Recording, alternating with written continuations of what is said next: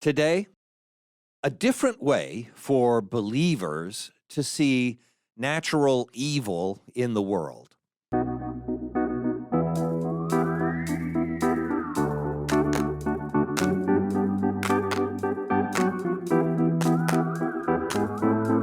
Welcome to Coffee with Creamer, where you get to sit down with our host, Dr. Barry Creamer, for a conversation about faith, life, and culture. We'll look at old ideas through a new lens, turn those culture wars on their head, and paint a picture of the way things could be. If you like your thinking deep and your coffee hot, pull up a chair. You're in the right place.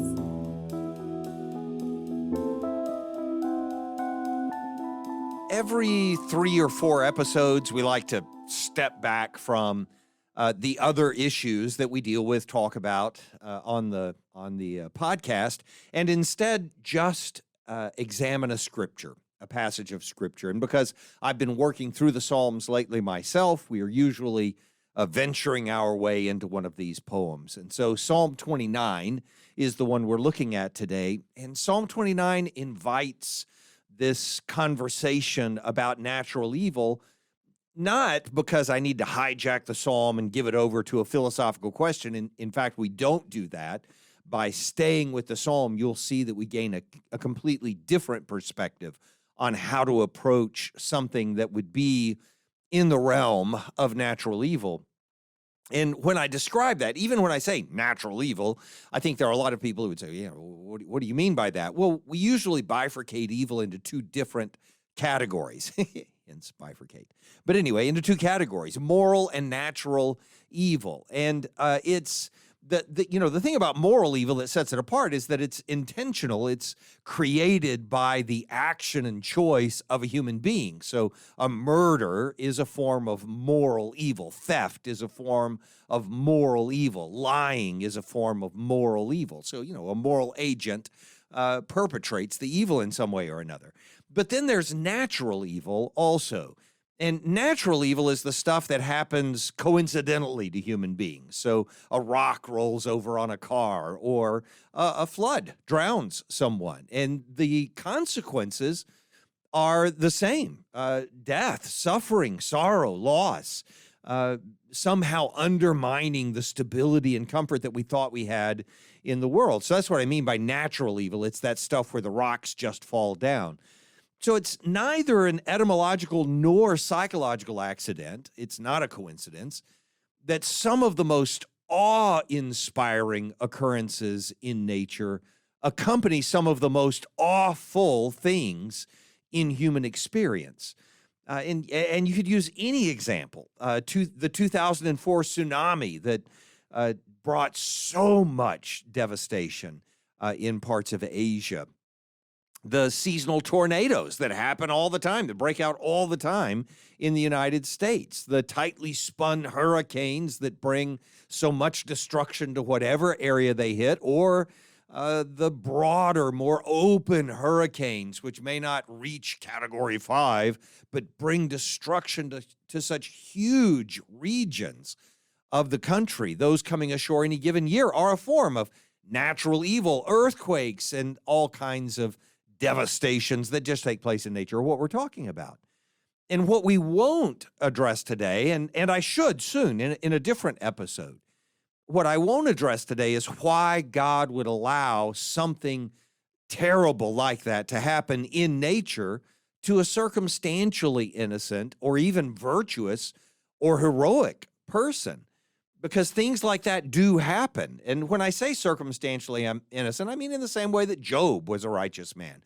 It's not as if he had never committed a sin, but he never did anything that brought about the response that came to him when Satan brings all these destructions into his life. I mean that kind of person. I mean a person like, and this happened recently as you're listening to it, I don't know when it would be to you, but as I'm recording this just last week, National Guardsman Bishop Evans from Mansfield High School from Arlington, Texas, where I grew up, he died in the waters of the Rio Grande River only because he was trying to save some other lives that he saw were in jeopardy. And it is a tragic loss. It's a form of evil in the world that a person who's trying to do good would then be drowned in the waters of a river.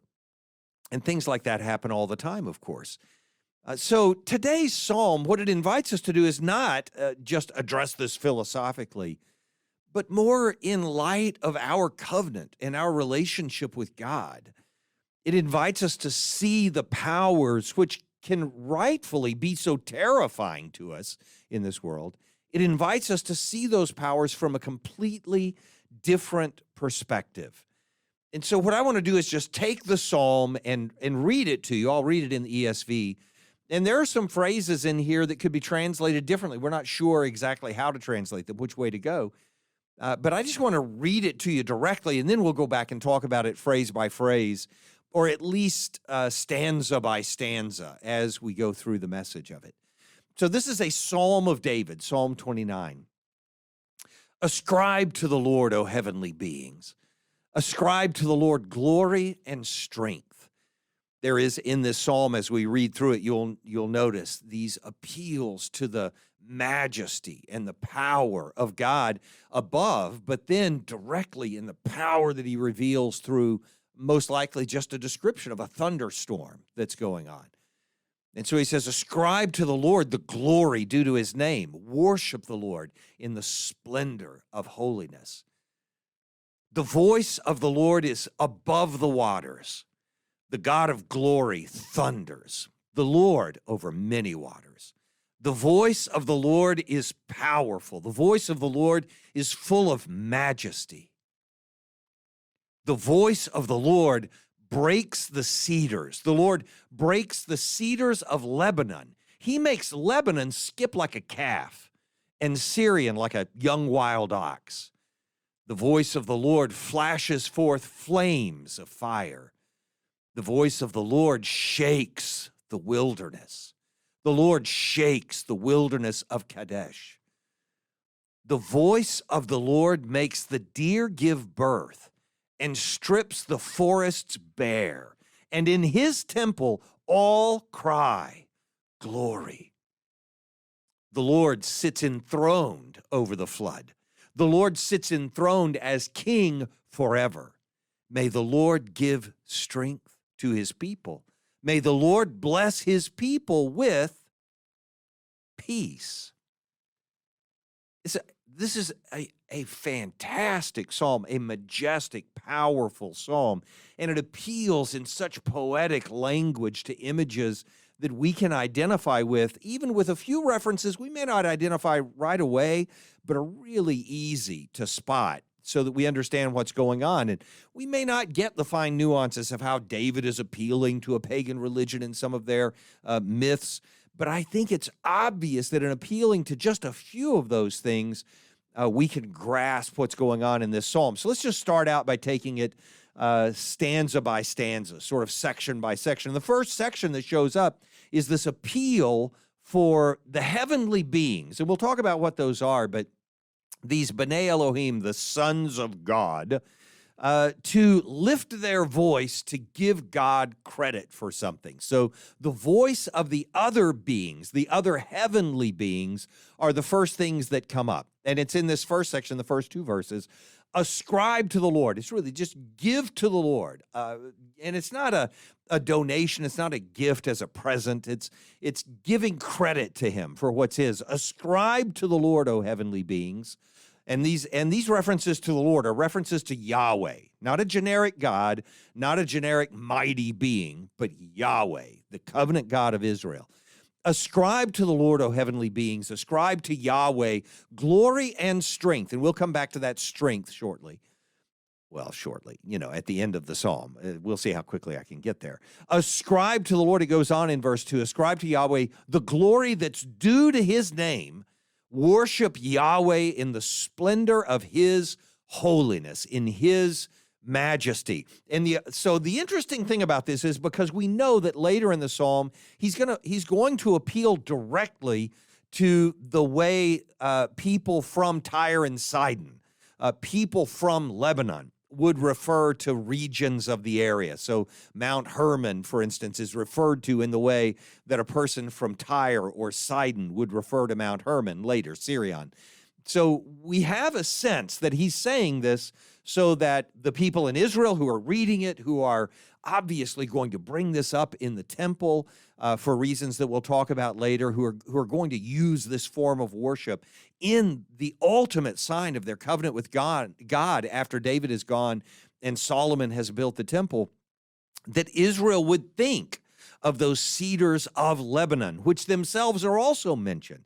So he seems to be describing this in a way that has him looking at this powerful storm that God is bringing down on a foreign land, not on Israel, but on the lands that surround Israel, but in a form that they're familiar with, that they would see from Israel or in Israel itself. And I say all of that because this statement, ascribe to Yahweh, you heavenly beings, and the B'nai Elohim and the sons of God appearing before the throne of Yahweh, as they do at the beginning of the book of Job, appear often to be a way for Israel to refer to the nations around them and say, you think your gods stand before the throne of the one true God, Yahweh.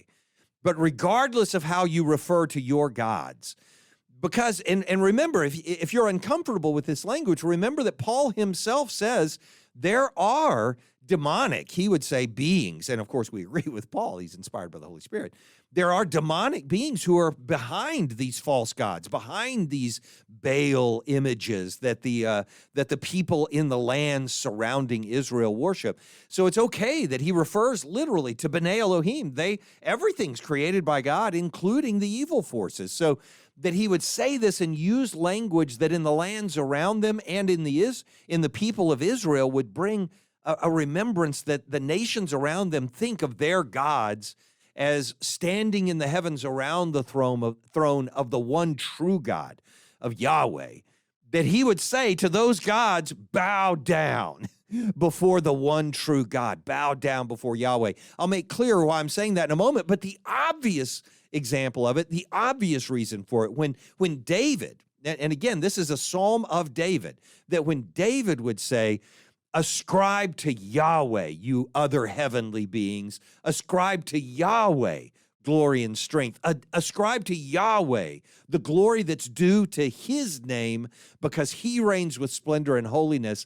It's obvious that David would appeal to something like that because he reigns just after this incident takes place. Remember when the Philistines have captured the Ark of God. And we'll talk about what ultimately happens with the ark in David's reign in a moment. But remember, the Philistines, before they even have a king, while Samuel is their leader as the final sort of judge prophet of Israel, before Saul is even appointed as the king, anointed as the king, when the Philistines in 1 Samuel 5:1 capture the ark of God in this battle that they're having, and they carry it away to Ashdod, right? So the Philistines took the ark, and I'm reading it for 1 Samuel 5 right now. Listen to parts of this story. You'll remember it as I'm reading it to you. When the Philistines took the ark of Yahweh, of God, and brought it into the house of Dagon. So they bring it into a different temple to say, oh, we have our God, and we'll just add your gods to this panoply where we have all of the gods, you know. So they brought it into the house of Dagon, and they set it up beside Dagon. And when the people of Ashdod rose early the next day, I love these stories, behold, Dagon had fallen face down on the ground before the ark of Yahweh. And so they took Dagon and they put him back in his place. And, oh, well, that's not the place for our God to be, bowed down before the God of the Israelites, Yahweh. And so they took Dagon, they put him back in his place. And when they rose early the next morning, behold, Dagon had fallen face downward on the ground again before the ark of Yahweh. And the head of Dagon and both his hands were lying cut off on the threshold. Only the trunk of Dagon was left to him, just this stump, to remind them that he is just a stump of a god compared to Yahweh. And so this is why the priests of Dagon, I love this, this sort of superstitious practice that rises up after that among the pagans.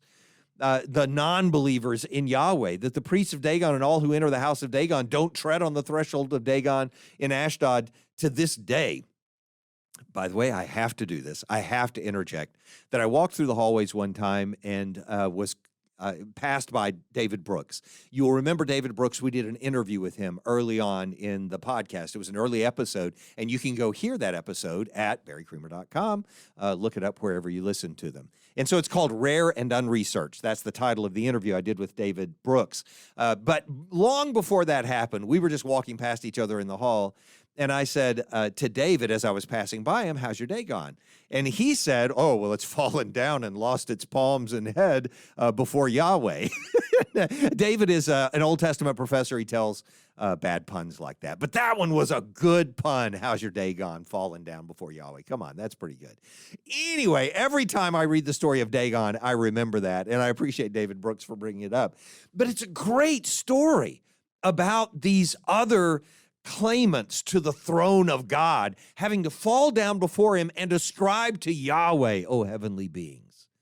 Do you hear this? Ascribe to Yahweh, Dagon, glory and strength, because only he holds all of this true power. And so after that happens, you'll remember the sort of passage of the ark from Ashdod to Gath and Ekron and Beth Shemesh, and finally, it ends up in Kiriath Jearim. If you don't remember that story, the people there are afraid of it, and so they send it off to Ekron, and in Ekron, it ends up that the people all get these boils that come up on their bodies, or these, swellings that come up on them. And so they want to get rid of it, and they put it on a cart and send it away, and it finally comes to a place that belongs to Israel, in Kiriath Jearim, as it's called at the time. And it's from there that David, the author of our psalm, David, takes the ark and begins to bring it back to Jerusalem. And even he, on the way to Jerusalem, remember, is when the ark falls over and Uzzah puts out his hand to touch it, and Uzzah is slain. And David laments the death of Uzzah, and it's called Perez Uzzah, you remember, and it stays in a man's house until they can finally take it after a few months. When the Lord is blessing that man's house, they finally take it after a few months back to Jerusalem where it belongs. David knows this story. He's the one who brings the ark back.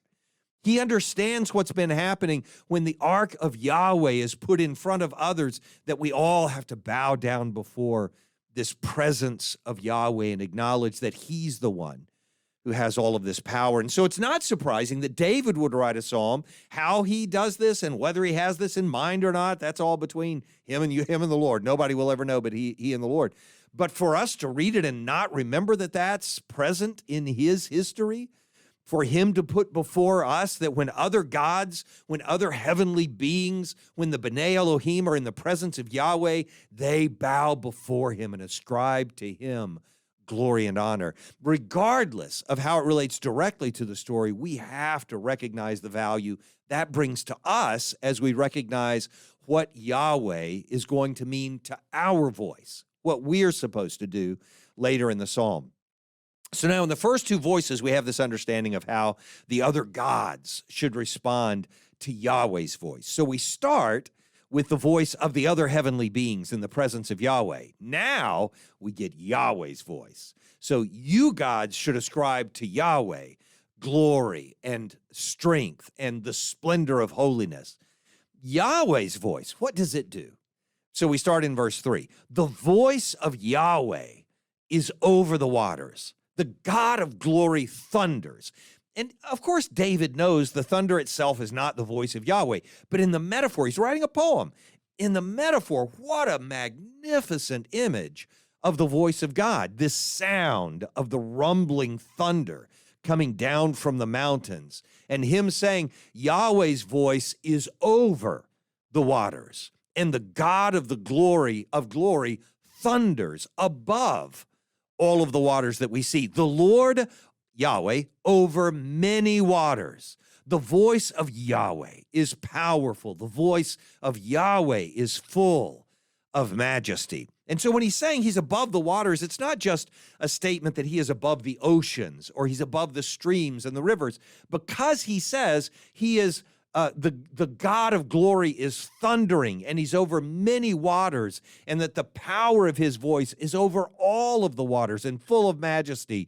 we're reflecting on Genesis 1 when God is saying, let there be an expanse in the midst of the waters, and in the creation, he separates the waters from the waters and makes an expanse and separates the waters that were under the expanse from the waters that are above the expanse. And it was so, and God called the expanse heaven.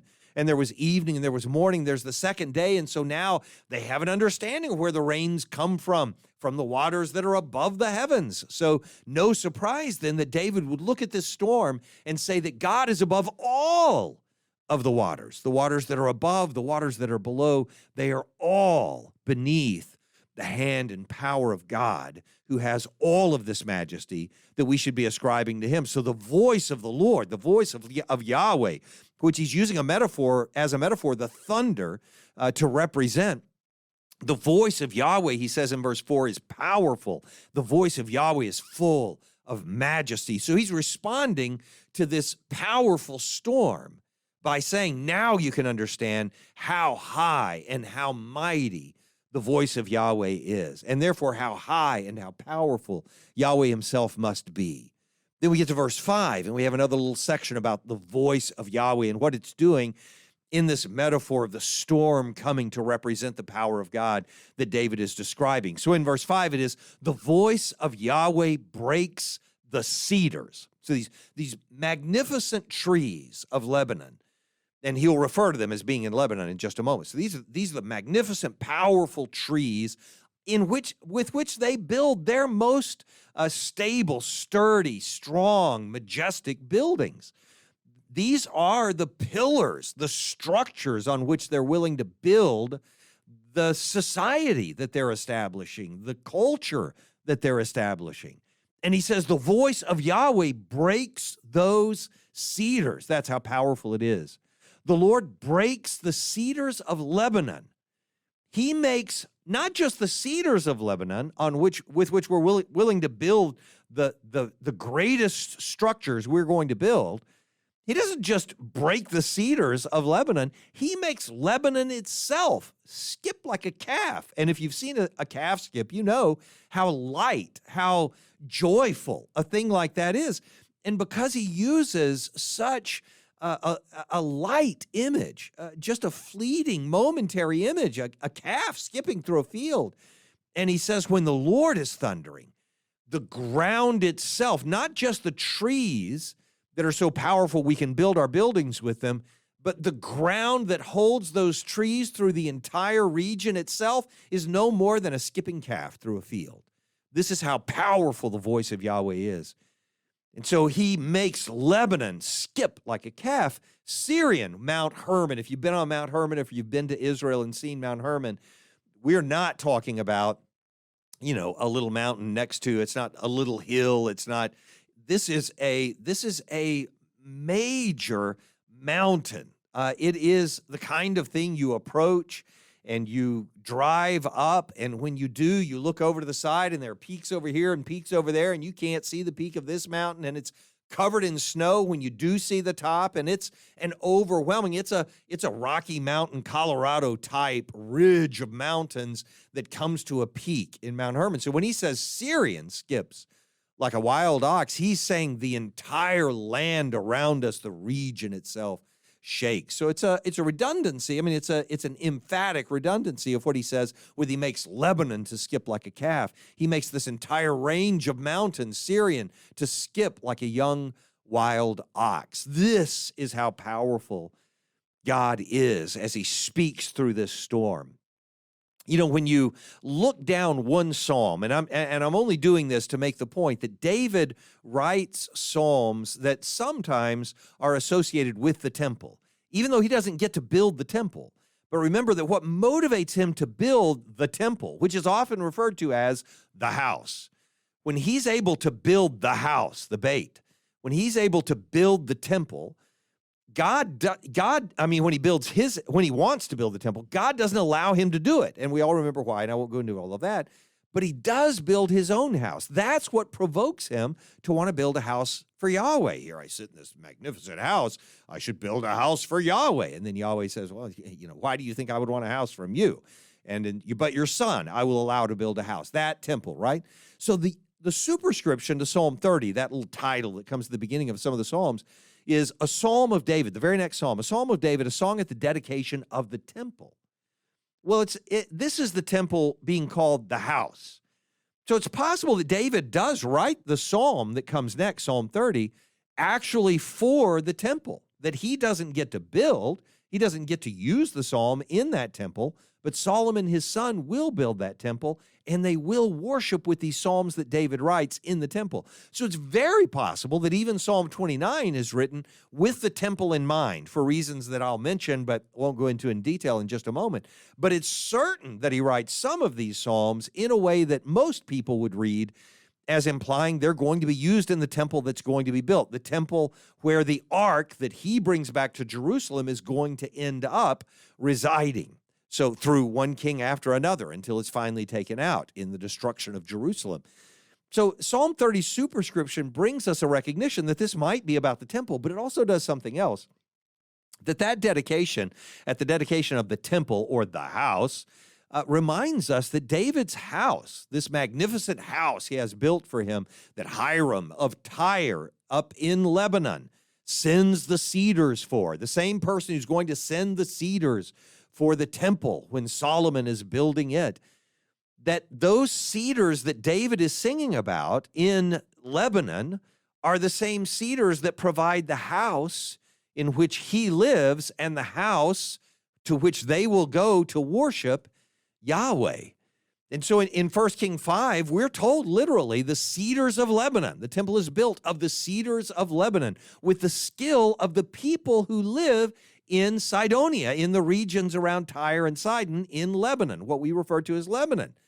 And they're the ones who call Mount Hermon Syrian. That's their name for that mountain. So for him to be referring to these cedars of Lebanon and the mountain as Syrian, in a home built where they have stability and safety in this house built of the cedars of Lebanon that have been taken down and given to Israel, fits perfectly this image of Yahweh standing before the gods of the region and the gods of the region having to bow down before him. So that in verse 5, when the cedars of Lebanon are broken, they are bowing before the God who will be in the temple, which is constructed of those very cedars, so that Yahweh only is exalted in Israel. And even the house that David lives in, even if it's not about the temple itself, just the house that David lives in, where the Lord says, you know, those cedars that we took down in Lebanon, they stand around you to indicate the safety, the blessing that I provide for you. This is part of the image that's going to come later in the psalm. It's going to be obvious, but I think it's introduced there with the cedars of Lebanon being taken down and God shaking the lands that are around them. Lebanon skips like a calf. Not Israel, not Mount Zion. Lebanon skips like a calf. Syrian skips like a young wild ox. Israel, Jerusalem, no, they're not fazed by it. And David writing this psalm in a house of the cedars of Lebanon makes perfect sense. Verse 7, the voice of Yahweh flashes forth flames of fire. The voice of Yahweh shakes the wilderness. Now this time, the Lord, Yahweh, shakes the wilderness of Kadesh. So Kadesh, remember, is this place where Israel congregated as they were leaving Egypt and trying to decide how they would come into the land of Israel. So, and whether David is writing this with that Kadesh in mind or not, because there are different places that people say are Kadesh, and there might be a northern Kadesh or whatever, doesn't change the fact that the word that's used is in reference to this experience in Israel's history that they're going to identify with as they read this. Numbers. So let me read to you how it's described in Numbers 13:26, so you can recognize this and following. It says, when the spies came back, they came back to Moses and Aaron. Remember, they sent the spies into the land. Tell us what's going to be like. Come back. Tell us how we'll conquer the land, so on. When the 12 spies, one from each tribe, came back, and you'll remember Caleb and Joshua are the only two good spies who say, no, we can take the land, right? That's this story. So in Numbers 13:26, it says, when they came to Moses and Aaron and to all the congregation of the people of Israel, they came to them in the wilderness of Paran at Kadesh. This is where they are when they hear this news. And they brought back word to them and to all the congregation. They showed them the fruit of the land, and they told them, we came to the land to which you sent us, and it flows with milk and honey. This is its fruit. However, the people who dwell in that land are so strong. The cities are so fortified, and they're enormous. And besides, we saw the descendants of Anak, the giants. They live in that land.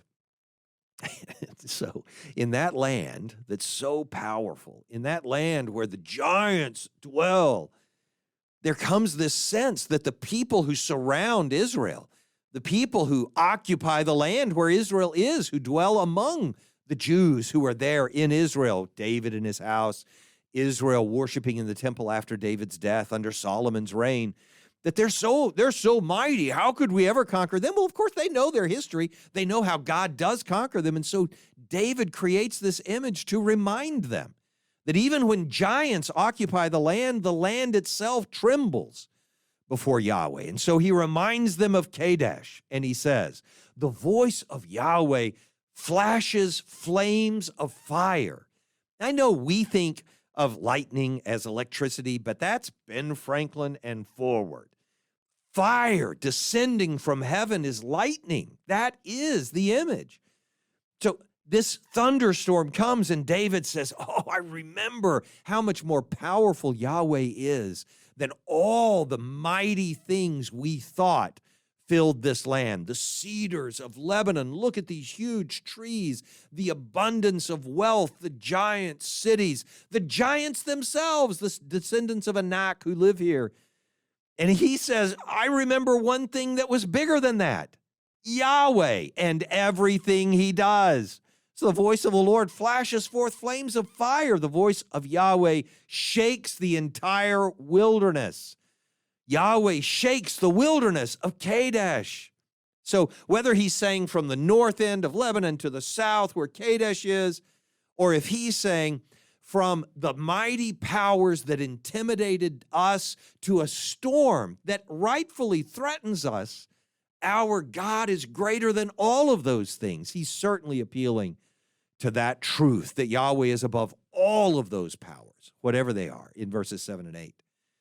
And finally, we get to verse 9. Now, I say finally in this little section about Yahweh's voice. It's the main section of the psalm. And Yahweh's voice finally does this. The voice of Yahweh. So there are two ways to take this phrase. If you take it most straightforwardly from the text as it's been handed down to us in Hebrew, according to all the translators, the major translators, then you would translate it as, it makes the deer give birth. And so that to me, that makes sense. You can read it that way, and it makes perfect sense in this context because it gives reference to the animals who are there, and then it gives reference to the trees that are there because it says, the voice of Yahweh makes the deer give birth and strips the forests bare. I think it's a way of saying, because remember, birth and fertility are a mystery to these people. And they are looking at the power of God. And remember, the gods that are bowing down before Yahweh to ascribe to him glory and strength are mainly gods of fertility in their land. They're gods who rule over the forces of order and produce fertility for them. And so for those gods to bow down before them and for Yahweh's voice to be uttered and the deer are, giving birth would make perfect sense. It's that terrifying a storm. So the deer just producing offspring, and the trees are being stripped bare at the same time. He strips the forest bare. That would make perfect sense. It'd be fine. Most of the translators, I'm not going to say most because obviously it's split even between the ESV and I think the net version, for instance, which is more of a dynamic translation. They take a little more liberty with using text criticism, and there's an argument for doing this. I'm not criticizing it.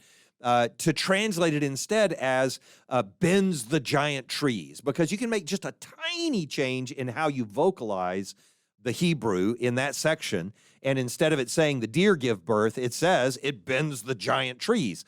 And that makes a lot of sense in context of this psalm, because everything else has been about this storm coming down the mountain. And the only references to animals have been metaphors for the land itself. The land is skipping like a calf. The mountain is skipping like a young wild ox. So, I don't know which one it is. They both work, but either is going to lend the same image to us, which is the voice of Yahweh, is so powerful.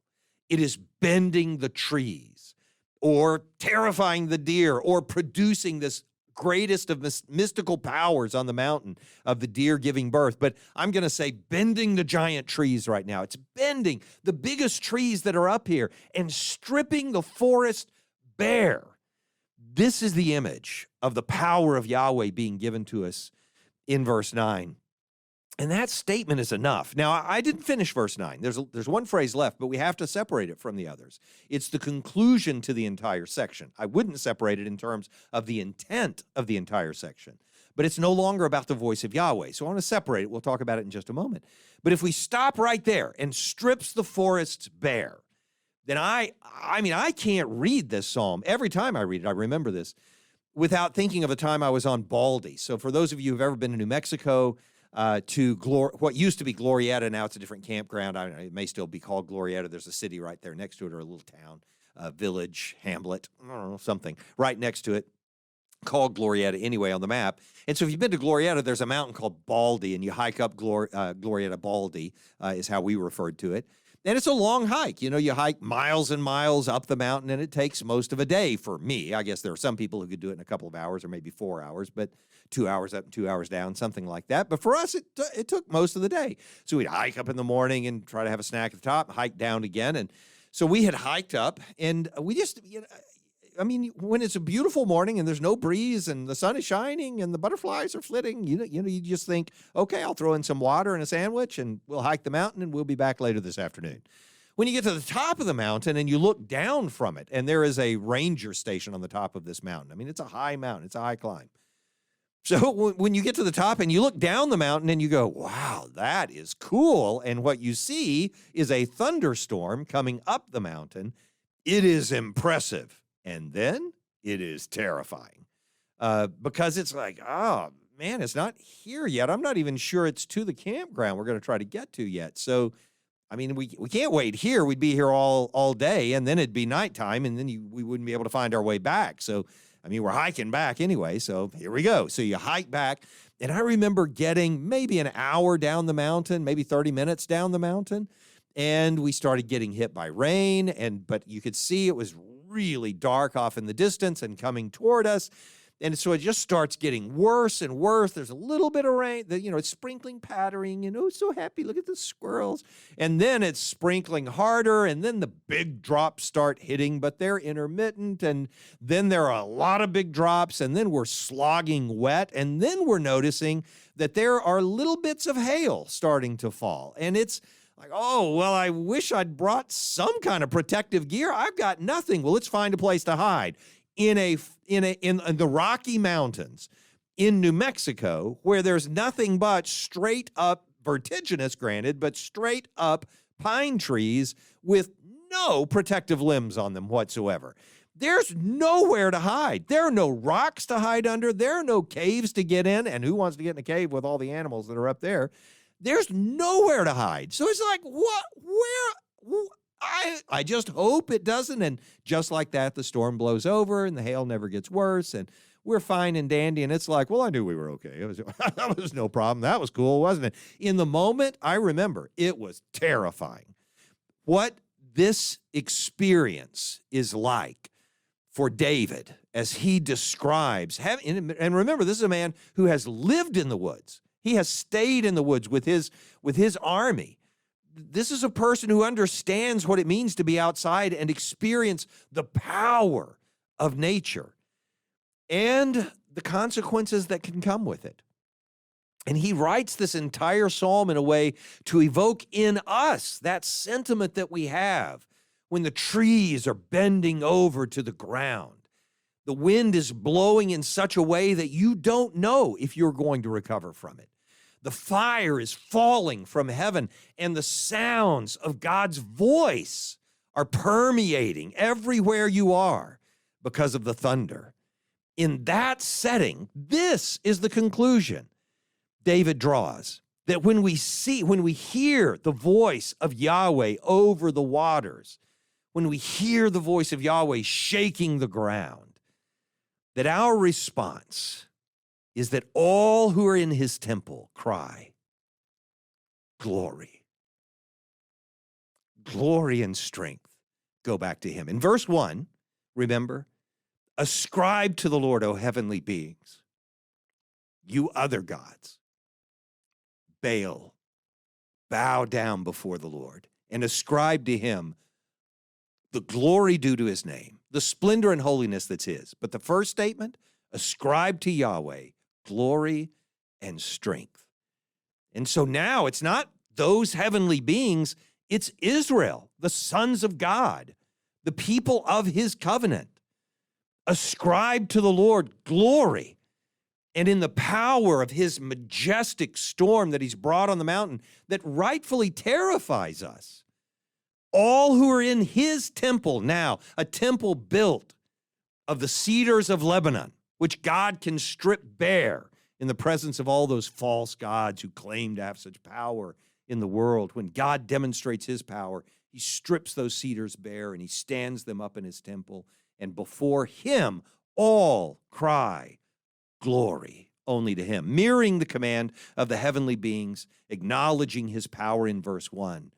David, whether it's David in his house or the people of Israel later as they sing this psalm in the temple, it's the same. David is safe in his house constructed of the cedars stripped from pagan Lebanon and brought to Israel to provide him, and by inference, Israel, with shelter. The storm that so strips the land provides him with shelter. And so we end the psalm in verses 10 and 11. We end the psalm with what's above and below the voices that are crying out. So in verse 10, Yahweh sits enthroned over the flood. It's no longer about the waters. It's no longer about the storm. It's no longer about the thunder. It's no longer about the voice of Yahweh. It is Yahweh himself. Yahweh sits enthroned above all of this, above the flood, above the water that's descending, above the thunder, above the lightning. Yahweh sits enthroned over the flood. Yahweh sits enthroned as king forever. The flood could refer to the worst of times. When the flood comes, Yahweh is still king. He sits enthroned over the flood. It could refer to, Noah's flood. And they certainly know the story, and they can certainly apply it to that. The flood could be the downpour from the waters that are above the firmament, both bringing Noah's flood, but also bringing this tumult that David is observing and using as a metaphor to describe God's power descending in this thunderstorm. It can be the downpour from the waters above the firmament. And so the thing to observe is that the storm that's so intimidating, so overwhelming, so terrifying to everyone else is to us comforting. Since the God who created and called us created all the things we fear. God also creates the things that intimidate, that overwhelm, that terrify those who seem so much greater than us. And so by the time we get to verse 11, the very end of the psalm, the last verse, and he says, may Yahweh give strength. Remember, this is the same strength that the heavenly beings are to ascribe to Yahweh in verse 1. The same glory and strength that we ascribe to Yahweh when our voices rise in the temple to acknowledge that all the power is his. That we ascribe strength to him makes sense. But what it says here in verse 11 is, may the Lord give strength to his people. Not ascribe strength, but give strength to his people. May the Lord bless his people. And then this crazy ending to this psalm about the power and destruction of the might of God's voice being used in this world. He concludes it with the word shalom, with the word peace. That's the end of the psalm. And here's the point that I'm trying to make. Majesty, and this is just in verse 11, may the Lord give strength to his people. May the Lord bless his people with peace. Majesty and power are already entirely Yahweh's. With our voice, we acknowledge that truth. We confess that majesty and power belong to Yahweh. So with our prayer, may the Lord, may Yahweh, may our God give strength to his people. May Yahweh bless his people with peace. So with our prayer, with that prayer, we're simply asking God to rain down on us the waters so universally already under his power.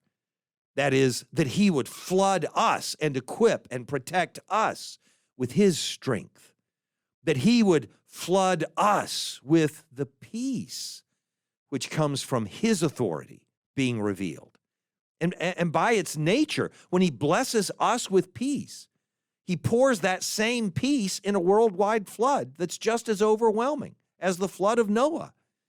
By appealing last to peace, to wholeness, the psalmist David is asking the God who floods the world with his terrifying displays of power to bless his own people so that there is an equally powerful flood filling this world with peace.